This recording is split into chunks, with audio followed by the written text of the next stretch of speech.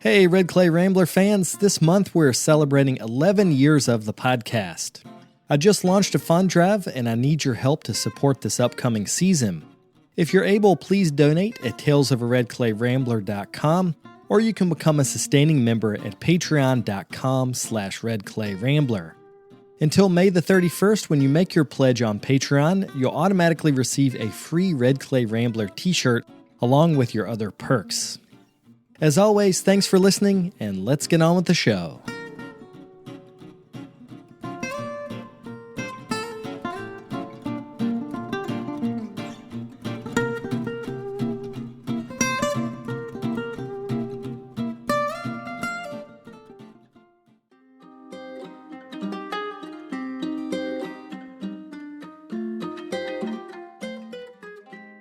Hello, I'm Jeff, Executive Vice President here at Amoco Brent. Over 100 years ago, my grandfather founded Amoco. Today, my brother and I carry on his legacy. Our team works diligently to bring you the best clays, glazes, equipment, and more for your studio and classroom. This week's episode is brought to you by Amoco Brent. Please find your favorite Amoco or Brent product at your local distributor today. Thank you for choosing Amoco for all your clay and glaze needs. Today's episode is brought to you by the Rosenfeld Collection of Functional Ceramic Art. The collection exists as an online resource for research and inspiration, featuring photos of thousands of objects made by over 800 artists. The images are high quality and can be used with no permission required, making them a great resource for students and teachers. To find out more, visit rosenfeldcollection.com.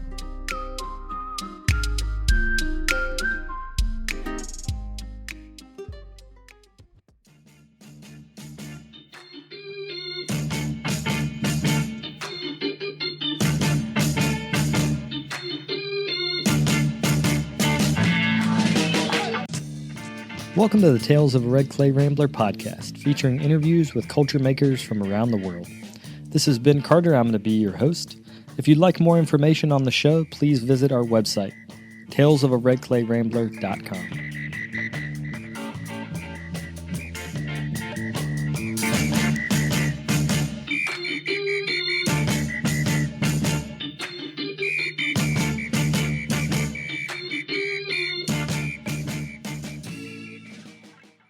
Welcome back to episode 467 of the podcast. Thank you all for tuning in. Today on the show, I'm talking with Pete Pinnell, who is a longtime ceramic artist and professor at the University of Nebraska. In recent decades, he's focused on the teapot, developing both high and low fire collections of his signature refined forms. In this interview, we talk about the value of simplifying complex ideas for students and refinding your voice throughout your career. To see examples of his work, you can follow him on Instagram at pete.pinnell. So without further ado, we'll get to the interview.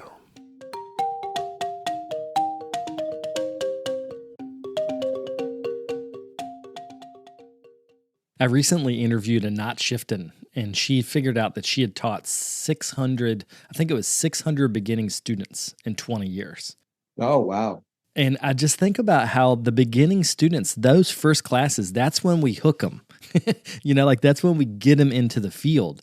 So let's start with this question. How do you think as a teacher you can attract students to clay? Because it's a little bit of we're a weird profession in a way. So how do you hook them? How do you get people at Nebraska to keep taking classes? That's a really good question. I think for some people it's a natural fit. And they like the material and they like the processes and they like the kinds of questions we ask and the way we go about evaluating the work, and they find all that exciting. In a beginning class, I'm going to have a mixture. I'm going to have a few people who have come into the university saying, I want to be a ceramics emphasis. Then I'm going to have some people who are required to take a beginning class in order to get their degree. And then I'm going to have some people, oftentimes who are non-majors, who are taking it because they've always wanted to work in ceramics. And people from all three of those groups will decide to go on and take another class. And I think it has to do more with what really resonates for them. I mean, looking at college art from a higher level, the vast majority of students these days going into a college art program are in the design fields and are using computers. And this is what they have been doing. And there's a whole bunch of reasons why they start that way, and why most of them continue in that direction. But there are people for whom, just that hands-on thing really resonates. And so one of the things I learned very, very early on is that I'm incapable of judging, and I think, frankly, all of us are incapable of judging someone's talent at that level.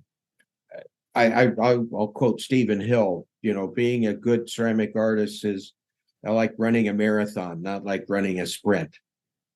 There are just those people who are interested, and you try to encourage them and give them what they need and answer their questions, show them things.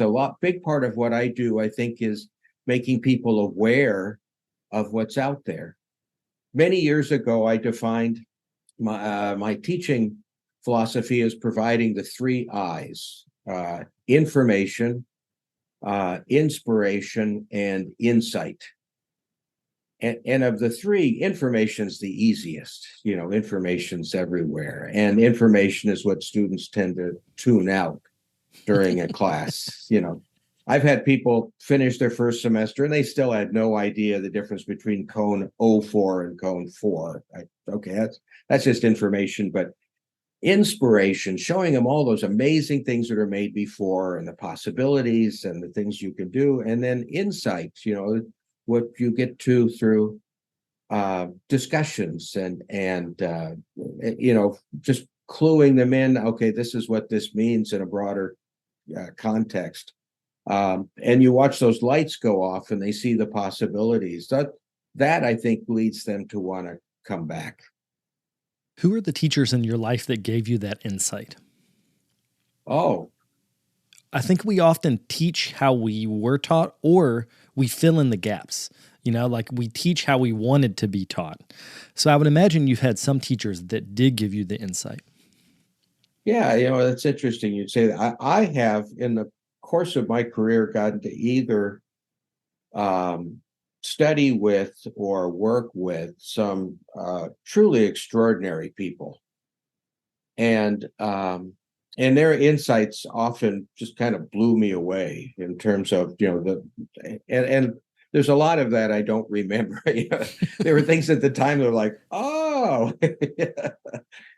I studied with Val Cushing and Wayne Higbee when I was an undergrad at Alfred a million years ago. I studied with Tom Potter and Ann Currier and Betty Woodman at the University of Colorado. And then we had a couple other people came in during that time. Wayne Branham and Jim Lorio filled in each for a year. And every one of them provided really critical insights that opened my eyes. And I can probably point to things that each of them told me. The one that always comes back to me that it was some of the things that Betty Woodman told me. And I think Betty had a really good way of being able to look at everything and place a person and what they were doing within a larger context. And there were just a few things she said that I just, knocked me back in my chair and really helped propel me forward in a number of ways. When were you there? What years was that? I went to grad school from 80 to 82, Colorado Boulder. Yeah. Because I'm just thinking about where she was in her career. Because I think sometimes the connections you make to students have to do with, is the teacher open at that point? Because if you get a professor on the way out the door, sometimes they're not as open. And if you get them too young, I think sometimes they're maybe scared to let themselves connect to the student in a more open way. So that would have been towards she kept teaching for a while, right? Oh, she kept teaching for a while after that. She was at the time spending one semester of the year in New York. with her husband, and then they lived in Boulder one semester of the year when she taught, and then they were spending summers in Italy, and so they were going back and forth. And so she wasn't there a semester, and then she came back the following semester. But it was an interesting transition in her career because it was right at the end of when she was making salt-fired stoneware functional pots, but she'd moved into the earthenware pots. And she had her very last, I mean, this talks about the end of an era. She had her very last yard sale while I was a graduate student. Going back to the Betty Woodman is this local potter having a yard sale to sell her, salt glazed stoneware, right? No one thinks about that when you think about Betty now. Well, it's so interesting to me when people get a new idea and that idea takes them in a completely different direction. Because, like, the color, the forms, like all of her work post that, because I don't even know the salt fired work, I don't think. Well, you don't see photographs of that now. No. It was very much of that era. In fact, and I did a lot of work for her or something, and I don't remember what it was exactly. But I spent some time helping her with something she was doing. And at the end, she offered to give me a pot, and she wanted to give me one of her stoneware pieces. I said, I'd like to have one of the earthenware pieces. She kind of hesitated, but she was making these long trays with like a row of bowls on them. And so she gave me one of those bowls that I still have. Beautiful earthenware bowl. So, yeah, I got one of the new things. Well, I'm interested in how people take influences and run. As I mentioned with them, I think Italy was kind of her taproot. Like when she was there, seeing that Maiolica, that's what. I mean, I actually never met her or talked to her, but I've just heard enough about her that was really the thing. What's been the thing for you? Like, what experience kind of put you on the path of making the style of forms that you make, like the lobed forms, but also your interest in glazes? Oh, that's interesting. Well, part of that, the interest in glazes started with, well, I think just I've always been interested in process, but some of that started with a little bit of panic on my part. I was going to be transferring from Missouri, from where I had studied music in Missouri, to Alfred, and I was transferring in as a junior. I had a music degree. My studies in ceramics had been a lot of it very self-done. And so I realized I was going to this was Alfred I was going to. And so before I went, I memorized every ceramics book I could get my hands on because I was just panicked that all the students would be way far ahead of me, and including Daniel Rhodes' Clay and Glazes for the Potter. And so I went in there. As it turns out, most students don't take that till their senior year. When I was there, or as a graduate student, I probably knew more than a lot of the students. But then I got involved with, I took a class with Val, and I got to take his glaze calculation class and did a lot of testing. And I had a job there that paid me to do all of that. So that was just a great deal of interest. And then when I was a graduate student, my graduate assistantship ended after 3 semesters, and it was a 5-semester program. So I had to find a way to make a living. So I had been calculating glazes for people. This is back in the calculator days, right? You do it like a spreadsheet on paper, just as a way of helping people out. So I thought, well, I'll teach a glaze class. And so I went through continuing studies there at the University of Colorado, and potters in the community signed up, and I taught them how to do glaze calculation. And so that turned into a job. Because I did that, without going into the whole story, word got around. And then when my wife and I moved to Kansas City, Ken Ferguson called me up, and he'd heard about me and asked if I would teach glaze classes at the Kansas City Art Institute. So that just started from me reading Clay and Glazes for the Potter in a panic, and then building on that, right? So, and that led me to getting asked to teach classes at Anderson Ranch. I'd met Doug Casebeer and that got my name in Ceramics Monthly. And, it was funny. It was just, and I tell students, you ride the horse you're given. In a way, that was the horse I was given. So I said, okay, sure. I'm interested in it. So I'll do it. I'll take it. The other side of it, and actually, when I go talk about Betty, when I was an undergrad, it was at a time when pots were supposed to be loose, right? Everything was supposed to be casual and gestural, and everything I made tended to move towards being more precise. And then every critique ever, undergrad, grad school, oh, Pete, you got to loosen up. You just need to find, maybe you should be using softer clay. Maybe you should make your wheel go slower. And then I had my first critique with Betty, and she looked at my work. She kept picking things up, and she says, the problem with your work is it's not tight enough. And I was like, again, you could have knocked me over with a feather. And it was that realization that, in a way, everyone had been right. I was on the fence. My nature was to go more precise, but the style at the time was to go the other direction. So basically, everyone was telling me the same thing. You're on the fence, make a decision. It's just that most people didn't have the insight that Betty did to say you could go this other direction. And then years later, when I first got this job here at Nebraska, I was invited to be part of a group to go to Yixing, China, to make teapots. And going there made me realize those people are precise.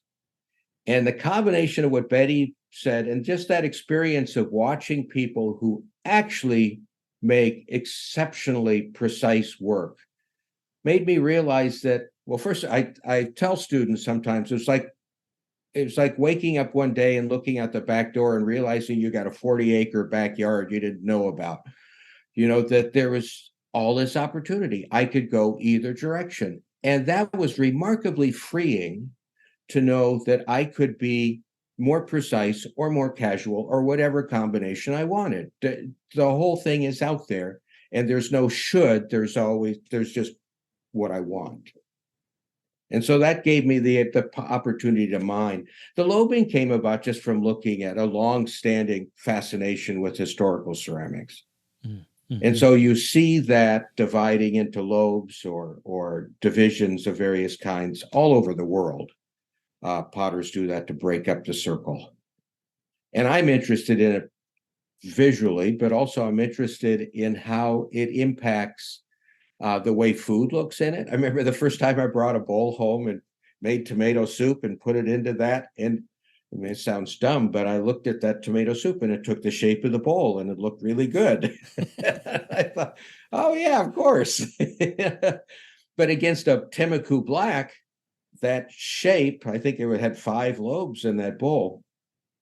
It really was nice.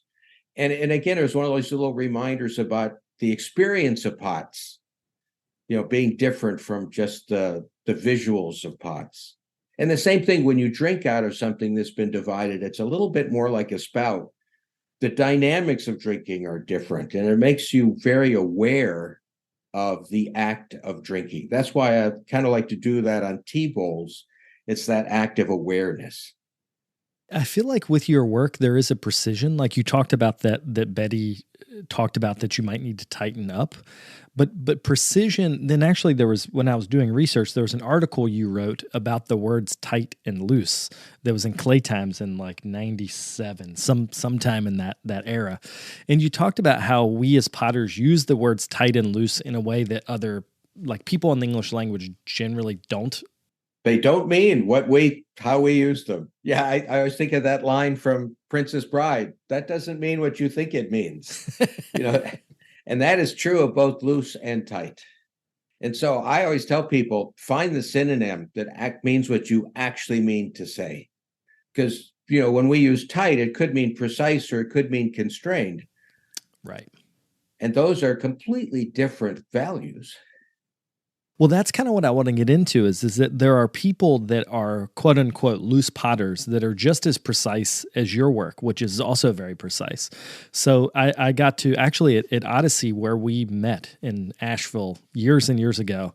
Years ago. Yeah, Ron Myers came and did a workshop, and you did a workshop, and both of you are precise in very different ways. I mean, he only puts enough energy into the pot to make the movement that's needed, and then that's it. He stops. And the same with you. Like when watching you work, actually, I think that was a glaze workshop, but I think I watched you work other places. You put the exact amount of energy that's needed to get the effect, and then you stop. And I kind of think that's precision. Not necessarily what the pot looks like, but knowing what you want and stopping when you get there, which is the hardest part to teach people. We're lucky with ceramics because we fire things and then you can't go back and put a different handle on. It's true that there is a point when you have to know I've said enough and then bring it to a close. But I think so much of what we think of as gesture or whatever, it's all a suggestion of things. And what is it we want to suggest? What is it we want to talk about or imply? And one of those things can be to reference the softness and plasticity of wet clay, and that's been very popular. And of course, I mean, that makes sense because wet clay is extraordinarily beautiful, and the way it can record the mark of a hand or the result of a process. Those are things that are very powerful, and there's certainly things, but there's nothing loose about it. There's nothing uncontrolled about it. It's about capturing the qualities that you want to capture. When I went back to school at Alfred, I was an undergrad there. Chris Staley was a grad student. And at the time, he was doing a thing that I think was popular at the time, though Chris did it better than anyone I saw. And I think it was part of what made him immediately well-known right out of graduate school, was this work with very gushy slip that he would put on the surface. But he would set up something and then like get a lot of slip on a plate and then take a square thing and just pull it through and stop. Just one gesture. And that was just eye-opening for me. Wow. Yeah. How do you know to stop there? And that is a big part of that. Now, what is that work? If you try to classify something like that as being, this or that, I mean, one of the things I've learned in ceramics is that we love to spend endless hours talking about false dichotomies and acting as if they are true. Is this art or is it craft? Is this loose or is it tight? I mean, those are just nonsensical questions. They have, like, is this art or craft? You have to be able to have two defined and separate categories. You have to be able to define what art is, and you have to be able to define what craft is, and you have to be able to show how these are separate groups of objects or events. And as soon as you start diving into any of those, you realize you can't do that. You can't define any of those things, or you can define it in many, many, many, many different ways. So it just becomes just this nonsensical debate where you talk around in circles, and that was certainly one of them. So, you make it look like it's supposed to look. Yeah, okay, that's right. But and one of the things that has been very helpful for me is that I enjoy looking at, watching, learning about other art forms, and that's. I did have some background in music before I went into ceramics, and I knew that expression and precision were expected both in classical music. So one did not come at the expense of the other. You used precision to be expressive. And then same thing, I had friends who were dance majors. They used precision to be expressive. And so when I was faced with this in ceramics, well, you got to lose precision in order to be expressive. I was like, hold on. Why? Why are we the only art form that doesn't allow these two, or that thinks that they can't exist, that these are somehow diametrically opposed? And then, of course, looking at the history of ceramics, no one was worried about that in the history of ceramics. They just made wonderful, incredible, expressive work. Can we talk about your music? Because I know that that's been an influence. What instrument did you play? Oh, I play the radio now, or Spotify, but I haven't played anything in so long. Through school, I played brass instruments, and I started out in brass, but I changed to voice and choral conducting. And so my degree with the emphasis was voice and choral conducting. And I actually got to conduct a choir in my senior year. And I have done since then, I have done absolutely nothing with either of those things.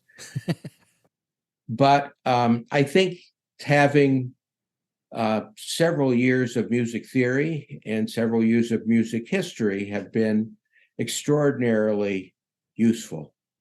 And again, being able to come at the aesthetics of art through some of the knowledge seen through the lens of what I learned in music has really opened my eyes and helped me to understand things better.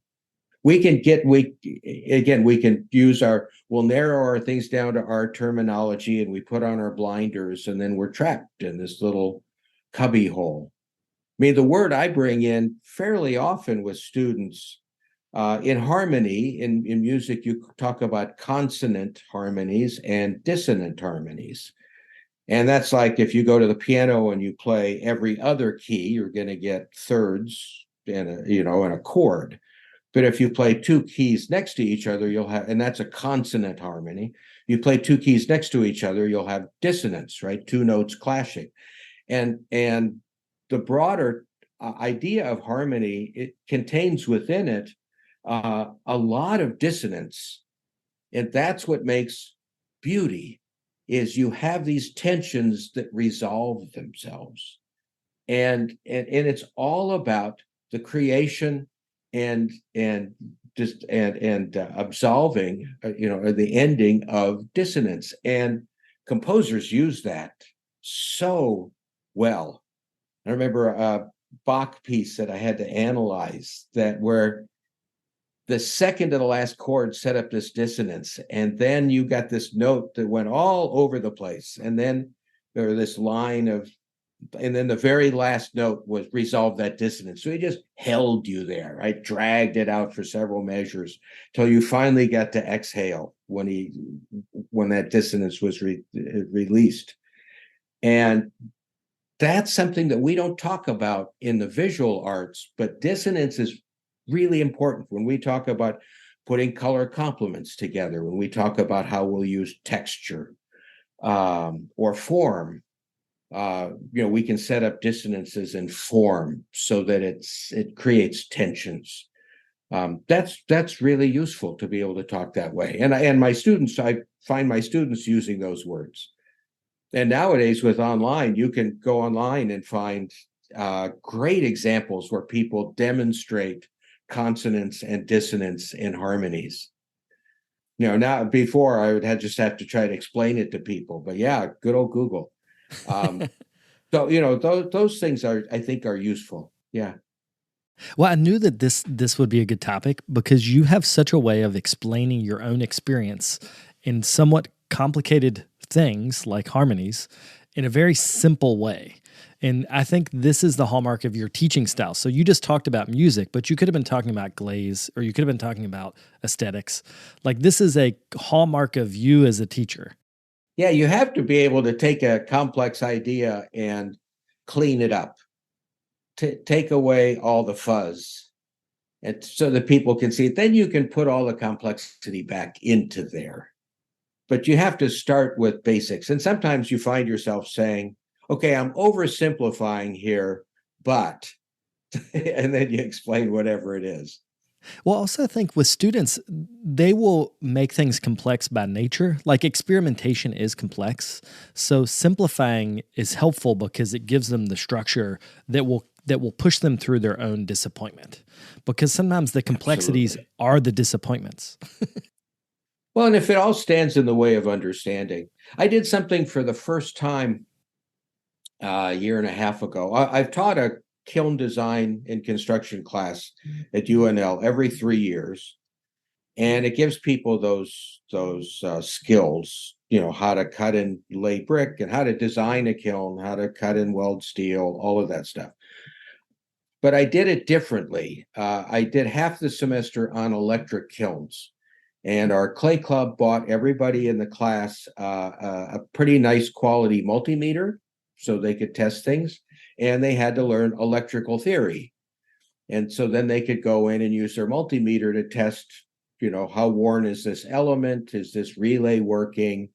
All of that kind of thing. And it was really good, but it was new to me, at this point in my career, to be teaching AC versus DC and what's actually coming through those wires that we hook up to things. And it was a lot of fun, but it came down to that same thing. It's very complex until you get it all boiled down to its essence, and then it's not so complex. And of course, these days I was able to go on and find all kinds of little GIFs I could put into a PowerPoint to illustrate all the points. But that's what teaching is all about. And it really, the beauty of teaching is it forces each of us to actually understand what it is. Because if you don't know, if you don't fully understand, then you try to just throw the complexity at them. Again, a little total side note.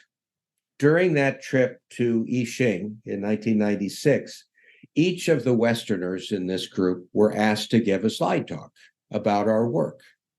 And then there were people there who did a simultaneous, or not simultaneous, we went back and forth, a translation of what we said. And there were people in the group who could talk about their work and could simplify it to the point that the translator could turn around and say that, convey that to the group of Chinese who were there watching it. There are others in the group who just could not get past the art speak, and it was really funny. And there were a couple of Australians in this group who were very funny people and very blunt, and someone would be talking all around a point, and the translator would just stare at them confused. And then when this Australian guy, he said it's big. Oh, if you can't make it simple enough for someone who's native in a different language to understand it, then you don't understand it well enough. You got to understand it first. Yeah, what wise words. And I think also that there's something about repeating here when it comes to teaching. So let's say the first time you teach a class, like you mentioned, teaching the electrical kilns, it all feels a little bit, at least for me when I'm teaching something new, it feels uncertain. Like, am I actually saying this right? But when you teach it the third time or the fourth time, it feels natural, and you can sort of turn the students, you can manipulate the students' minds in a different way as you become more comfortable with the topic. Which I think that back and forth is repetition. It's just like more teaching equals better teaching. Hopefully. Yeah, and it does become a narrative in a way, a story.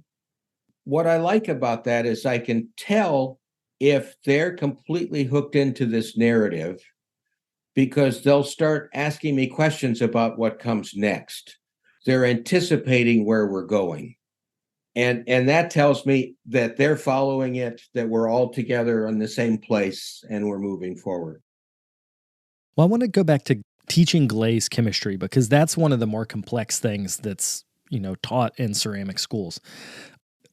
I know from the experience of taking a workshop with you is that you'll often use metaphors that are not ceramic related. So you'll talk about cooking. I was reading an article, one of your Clay Times articles, where the metaphor was scale. And you were talking about, like, if a particle size of X is the size of a P, then the particle size of Y is the size of a building. And instantly I understood, like, all right, they're totally disparate elements. But you were giving metaphors not related to the topic to help me understand the topic, or to help the learner understand the topic.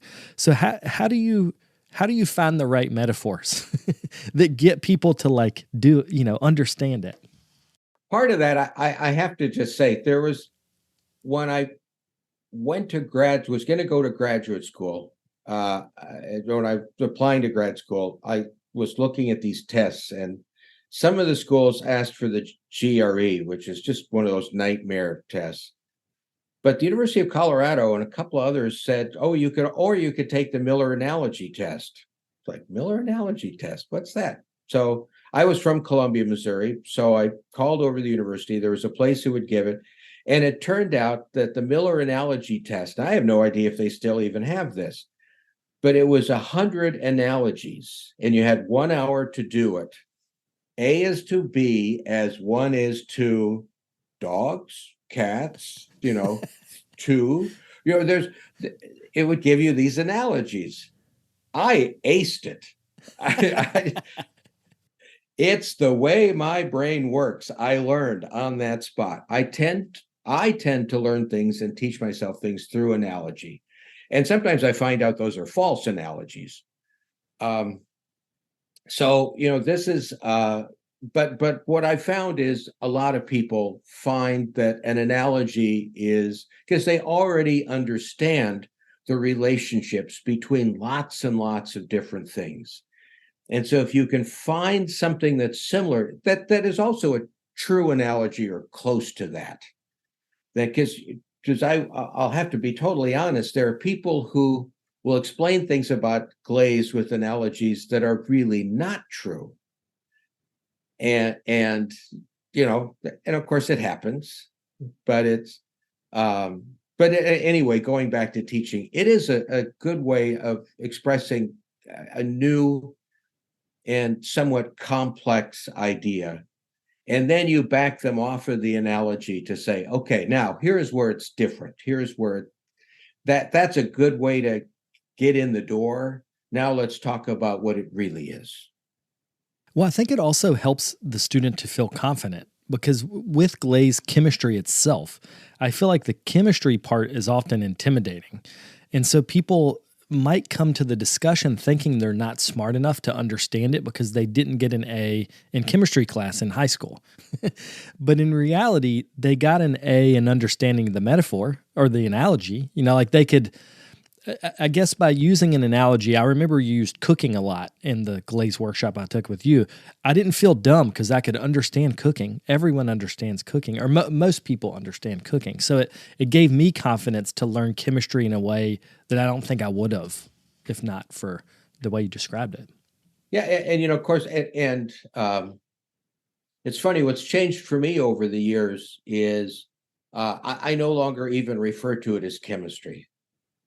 We use some of the nomenclature and some of the structural knowledge that goes with the field of chemistry. But in an academic setting, like here at the university, I would never call what I teach chemistry.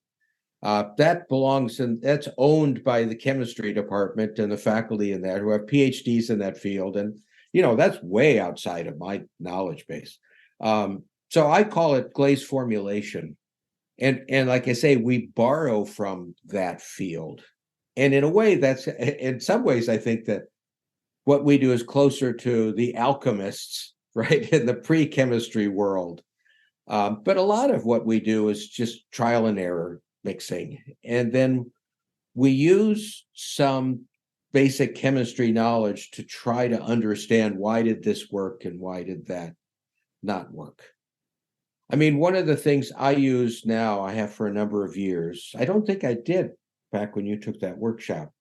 Hermann Sager invented the pyrometric cone. He was a German scientist working in Berlin in the late 19th century.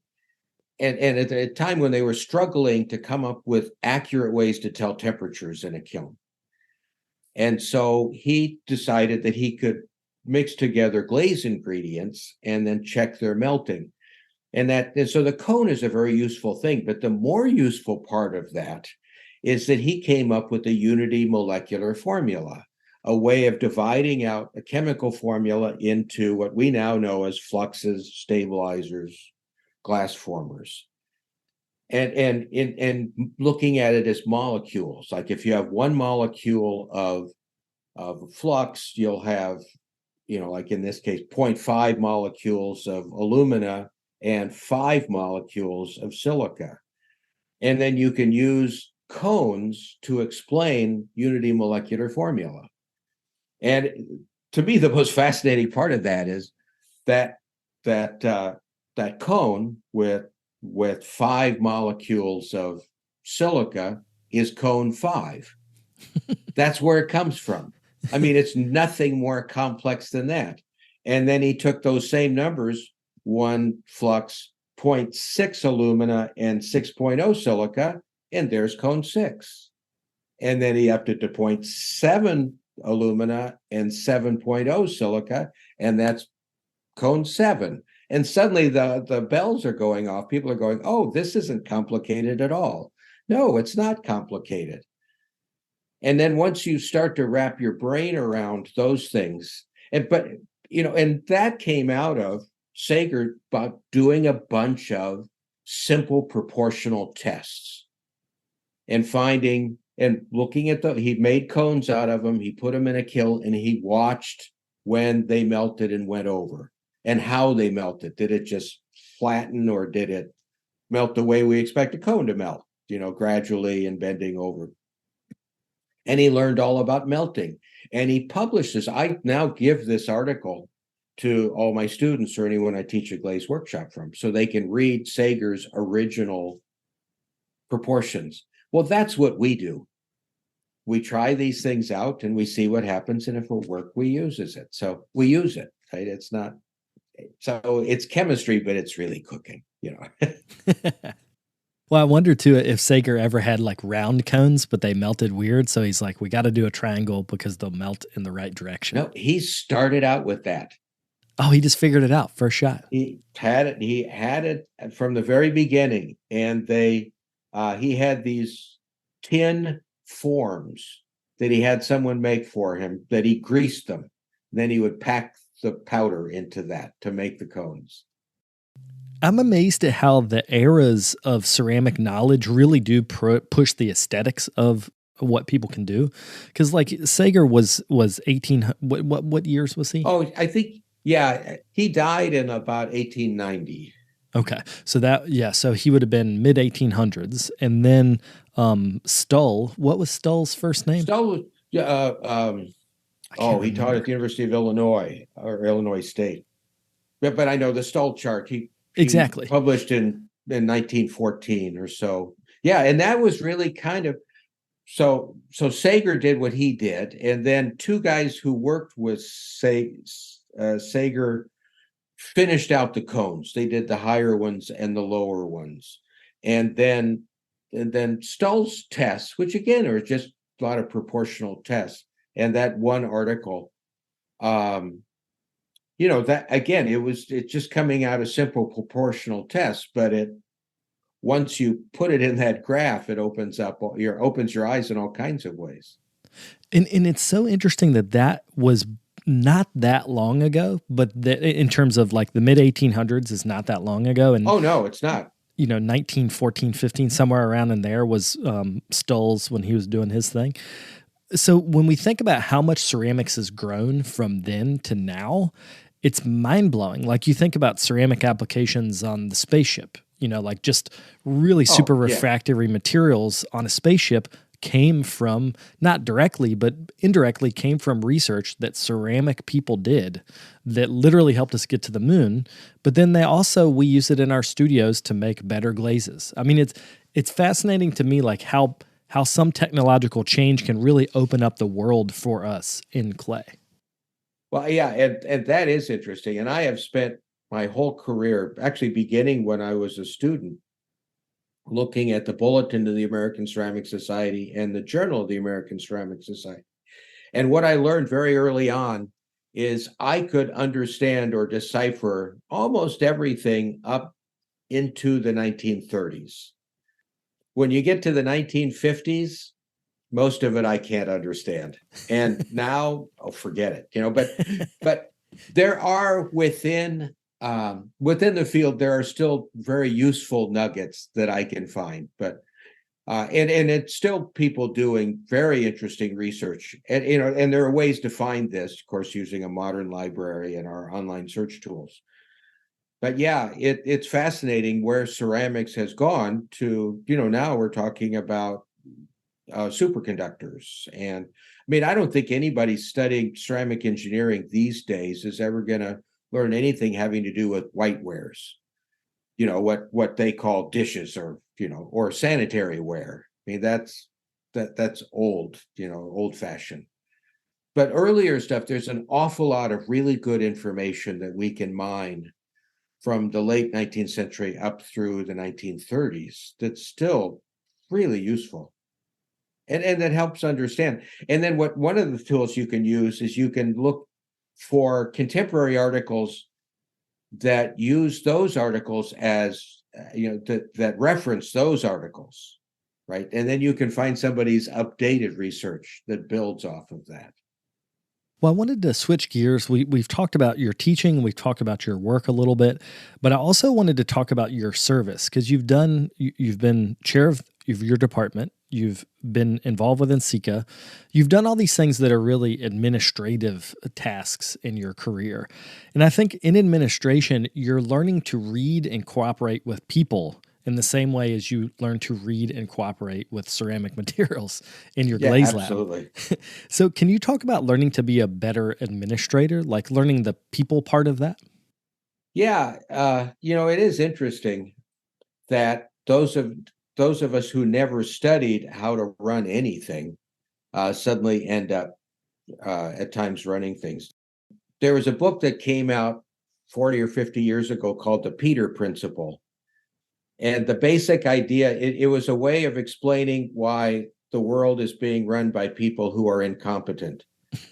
If I remember right, the basic idea behind it is you continue to rise to higher and higher levels until you get to the point where you're incompetent, and then you're no longer promoted.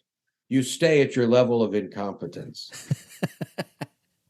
and I there was part of me when I was department chair, I thought that's really true for me as a department chair.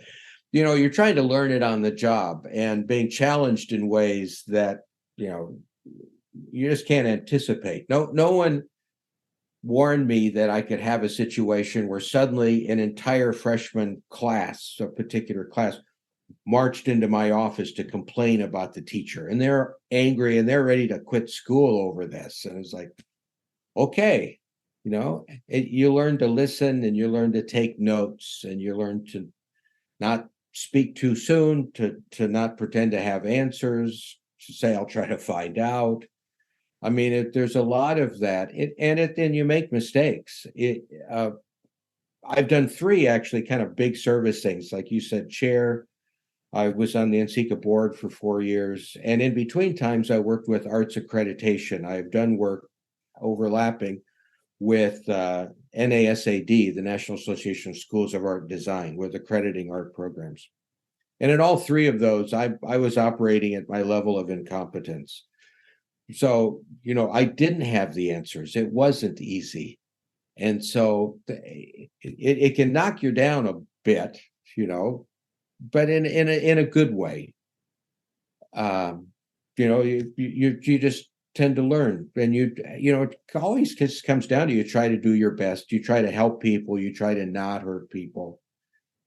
And like on the NCECA board, though, in the end, I was luckily surrounded by some extraordinarily smart, wise, sharp, forward-looking people. And I learned pretty quickly to step back and listen to what a lot of other people had to say. And I learned a lot from being on that. It was a great experience. Well, you said something that I think is really important, which is don't speak too soon. Like listen, get some more information. Because I think my problem often in leadership roles is that if someone is coming to me for help, I want to help them now. But I might help them better if we just postpone the decision making for 3 days. It doesn't have to be that long. But there's something about like processing the information that I think can lead to better solutions. And sometimes they don't even need it a decision. What they need is someone to talk to. I think sometimes in an authority role, people just need to be heard.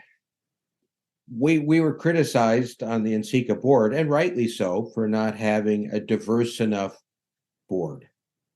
So, that was something we worked on. We worked really hard on, and we now have an extraordinary group of people on the board, and it's quite diverse in many ways. But part of that meant that, you just listen to the complaints. And I remember at one point listening to someone say, that the board was a bunch of old white men. And I couldn't help it. I almost wanted to laugh, because the reality was at that point, I was the only old white man on the board, but I was also the face of the board. So, of course, that's going to be people's impression of that. And so you just listen, because it doesn't matter whether it's a fact or not, it was still true, because those can be two different things. And that's actually a really good example, like the diversification of the NCECA board. You can have the complaint and you can have the desire to change that, but it's going to take a cycle of rotation, which is a year, or depending on what other people can volunteer for the jobs, it might take 2 or 3 cycles before you actually get a more diverse board. But in that interim of 3 years or however long it takes, people are still mad. And I think that's sort of the nature of change in a way. And rightly so. But, we just had to push it as fast as we could, and learned that deadlines sometimes were not deadlines, because we needed more time to dig, and more time to look for other people, and more time to ask, and more time to have conversations. And so, that's one of those times you decide as a group, meeting this deadline is more important, that's less important than meeting this goal. So you just keep working at it. Well, I wanted to wrap the interview up talking about something you mentioned years ago, which is you said you didn't feel like you found your own voice until you came to Nebraska. And this is voice as an artist. And by that point, you'd been a professional potter. You were teaching glaze calculation at Kansas City. Like, you had done these amazing things, but finding your voice took longer in your career than learning glaze chemistry. Can you talk about that, like that sense of finding yourself or finding what you want to say, not later in your career, but into your career versus at the beginning? Yeah, I think actually now at the point where I am, 2024, spring of 2024 will mark 50 years since I threw my first pot. Wow. Yeah, that's an eye opener, especially when I tell that to my students. They're like, "Can you walk still?" You don't seem that old, Pete. Oh, well, thank you. But actually, the realization I have had is I have had to find my voice and re-find my voice multiple times during my career. And that there's overlap among these different voices. But, we change, our field changes, our ideas change. And part of what it means to be an artist is always trying to remain fresh. Students learn how to do particular things, and they learn how to do them well. And then there's this sense that they don't want to let go of that. And part of what I have to do as a teacher is to tell them, look, you got a toolbox, and you don't have to use every tool all the time. You can take those tools and you can just set them down. And that doesn't mean, that's not the same as throwing it away and saying, I'll never come back to that. It's just saying, I'm not going to use it right now. I'm going to explore this other thing, knowing that sometime later I can go back and pick up that particular tool.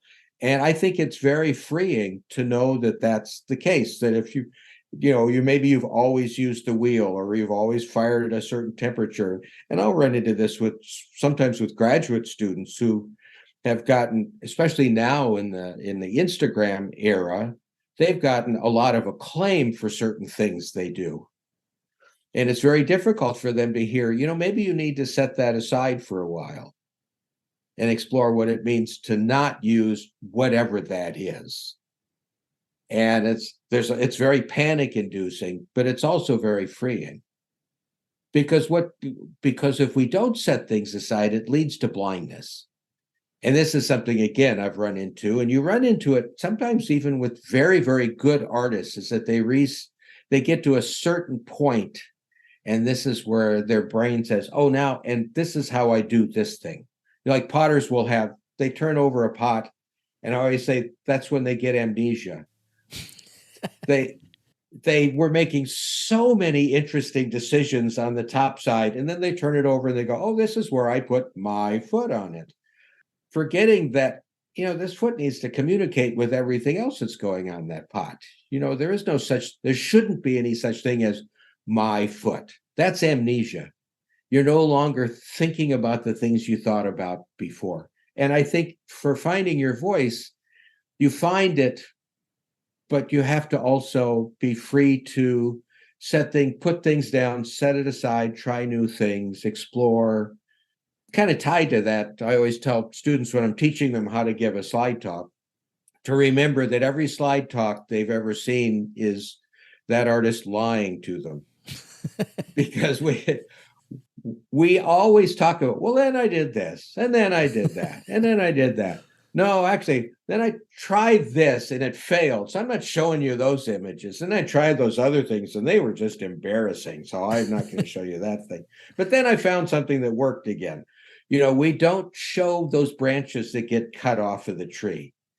We talk about it, and it's good for a student to know that those branches are going to be there. There's going to be things that you'll learn from failures. You'll learn from going down a side street and realizing you want to turn around and go back. And then your work will be enriched because of that. Do you have any spectacular failures you've had recently that have helped push you in the right direction?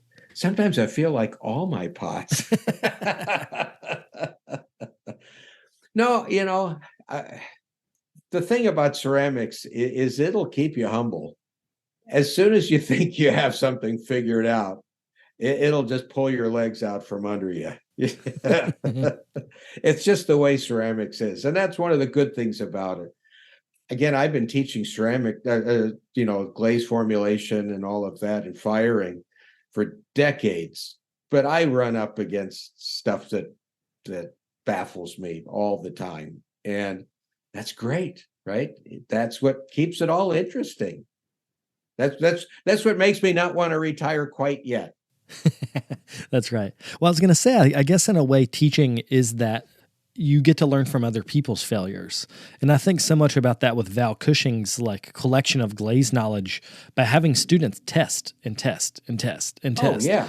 And then he's looking over their shoulder. And I think you probably have done a similar thing where you learn from the students' testing of glaze or testing of whatever as much as you do yourself.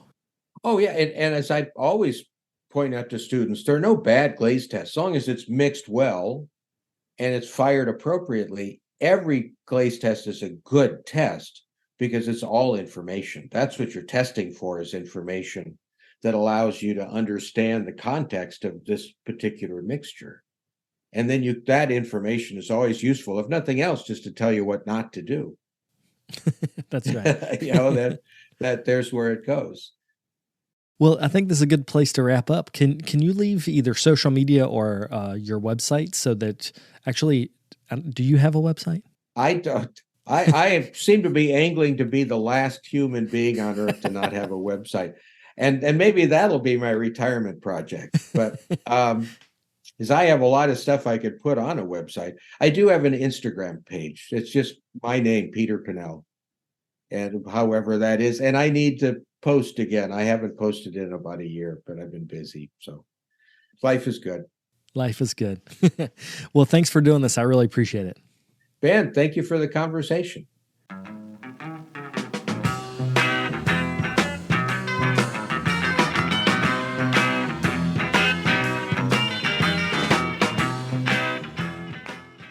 I'd like to thank Pete for coming on the show. It was certainly a pleasure to chat with him. I'm such a big fan of his work and teaching, so it was nice to go to the source and hear some of his bits of wisdom that he's collected over almost 50 years in ceramics. Before we go, I wanted to throw one more plug out there for the fund drive that is ending this week. But if you make a donation to patreon.com/redclayrambler before May the 31st, you'll receive an automatic free Red Clay Rambler t-shirt, along with the other perks that come from being a Patreon member. Also wanted to thank today's sponsors. That's Amico Brent, the Archie Bray Foundation, and the Rosenfield Collection of Functional Ceramic Art. If you or your organization is interested in sponsoring one of the episodes of the show, you can get in touch through our network website. That's brickyardnetwork.org. I'll be back next week with another episode. Thank you all for tuning in. If you'd like more information on the artists on the show, or if you'd like more information about the workshops and events that I'll be having in the next couple months, you can follow me on Twitter, Instagram, and Facebook under Carter Pottery. Another great way to support the show is to leave me a comment on iTunes. To do that, search Tales of a Red Clay Rambler under iTunes Podcasts, and you'll find a page that's linked to our show. Thank you guys for the support.